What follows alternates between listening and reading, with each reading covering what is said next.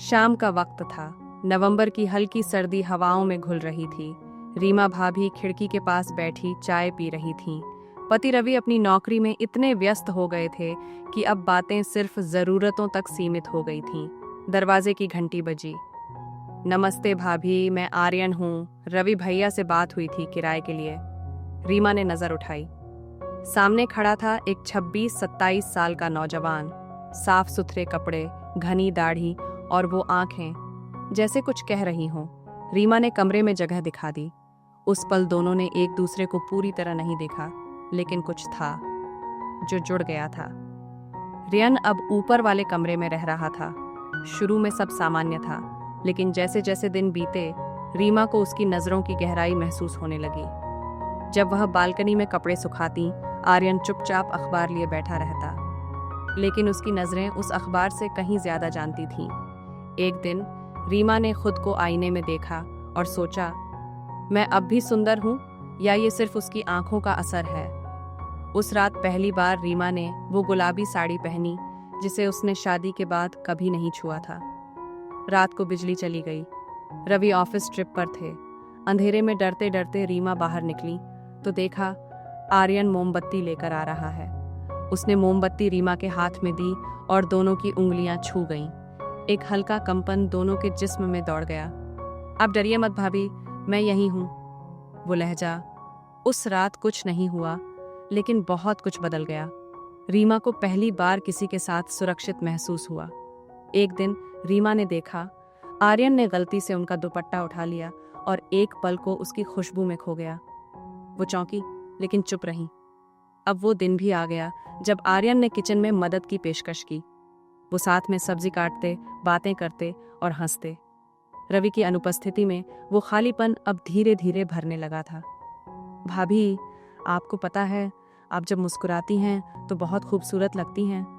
रीमा के होंठों पर हल्की मुस्कान थी, लेकिन दिल जोर से धड़क रहा था। मानसून की पहली बारिश हो रही थी। घर में कोई नहीं था। रीमा बालकनी में खड़ी थी और आर्यन नीचे से ऊपर देख रहा था। वो ऊपर आया। दोनों ने एक छतरी के नीचे खड़े होकर बारिश देखी। कभी कभी सोचता हूँ, क्या आप खुश हैं? रीमा ने नजरें झुका लीं, लेकिन जवाब उसकी चुप्पी में था। उस पल पहली बार आर्यन ने रीमा की उंगलियां थामी। रीमा ने नहीं रोका। शायद उसने पहली बार खुद को किसी की चाहत के करीब महसूस किया। अब दोनों के बीच शब्दों की जरूरत नहीं थी, आंखों की भाषा काफी थी। एक रात जब पूरा मोहल्ला सोया था, रीमा ने खुद दरवाजा खोला। आर्यन भीतर आया। चाय नहीं मांगी, वो सिर्फ बैठ गया। रीमा पास आई। दोनों के बीच कोई दूरी नहीं बची थी अब। उनका मिलन सिर्फ जिस्म का नहीं था, वो उन ख्वाहिशों का विस्फोट था जो सालों से दबी थी। वो मोहब्बत थी जो किसी दायरे को नहीं मानती थी। रवि अचानक लौट आया। उसने आर्यन को घर में देखा। शक हुआ, लेकिन कुछ कह नहीं पाया। एक दिन रवि ने दोनों को एक साथ हंसते देखा और भांप गया। रात को बहस हुई। रीमा ने चुपचाप सब कुछ सुन लिया और बोली, मैंने कोई गुनाह नहीं किया, मैंने सिर्फ खुद को जीना सीखा है। आर्यन ने भी सिर झुका लिया। उसने कहा, माफ कीजिए भैया, मैं सिर्फ वो बन गया जो भाभी को समझ सका। आर्यन चला गया। रवि और रीमा के बीच अब भी एक रिश्ता है, लेकिन वो पहले जैसा नहीं रहा। रीमा अब वो औरत नहीं जो सिर्फ निभा रही थी। वो अब जान चुकी थी कि चाहत क्या होती है, और उस घर में हर कोना अब भी रीमा को उस पल की याद दिलाता है जब पहली बार किसी ने उसकी खामोशी को सुना था। 6 महीने बीत चुके थे। रीमा अब पहले जैसी नहीं रही। उसने अब खुद के लिए जीना सीख लिया था। रवि अब भी उसके साथ था, लेकिन दोनों के बीच एक खामोश दीवार खड़ी हो चुकी थी।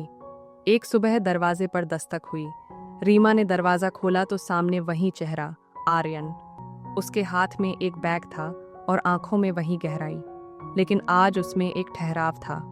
भाभी, यानी रीमा जी, अगर आप चाहें तो मैं कुछ दिन शहर में रहना चाहता हूँ। होटल में रुकने से बेहतर लगा आपसे पूछ लूं।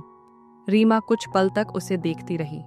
उसके मन में तूफान चल रहा था, लेकिन चेहरा शांत था। ठीक है, ऊपर वाला कमरा खाली है। आर्यन फिर से उसी कमरे में था, लेकिन अब सब कुछ बदला हुआ था। अब वो पहले जैसी निकटता नहीं थी, लेकिन नजरों की भाषा अब भी जिंदा थी। एक दिन जब रीमा बगीचे में पौधे सींच रही थी, आर्यन ने धीरे से कहा, आप खुश हैं ना? रीमा ने मुस्कुराकर कहा, अब खुद को समझ लिया है आर्यन। तुमने जो एहसास दिलाया था वो मुझे कहीं और नहीं मिला। आर्यन चुप रहा, लेकिन उसकी आंखें भर आईं। रीमा ने देखा और पहली बार उसने आर्यन का हाथ फिर से थामा, लेकिन इस बार सिर्फ एहसान में नहीं, बल्कि उस अधूरे वादे को पूरा करने के लिए। रवि अब भी बाहर था, अपने काम में लीन, अनभिज। लेकिन रीमा और आर्यन ने अब एक नया रिश्ता गढ़ा था, दोस्ती, समझ और सच्चाई पर आधारित। रीमा ने आर्यन से कहा, मैं अब किसी के साए में नहीं रहना चाहती, मुझे अपनी कहानी खुद लिखनी है। तुम साथ हो तो ठीक, नहीं तो भी अब मैं रुकूंगी नहीं। आर्यन ने मुस्कुराकर कहा, मैं अब तुम्हारा किराएदार नहीं, तुम्हारा हमराही बनना चाहता हूँ, बिना किसी छल के। रीमा ने रवि को तलाक का नोटिस भेज दिया। पहली बार उसने अपने लिए कोई फैसला लिया था। समाज ने बहुत बातें की, लेकिन रीमा अब टूटने वाली नहीं थी। उसने एक छोटी बुटीक खोली, जहां महिलाओं को आत्मनिर्भर बनने की ट्रेनिंग दी जाती थी। आर्यन उसका साथ देता, लेकिन कभी उससे आगे नहीं बढ़ता।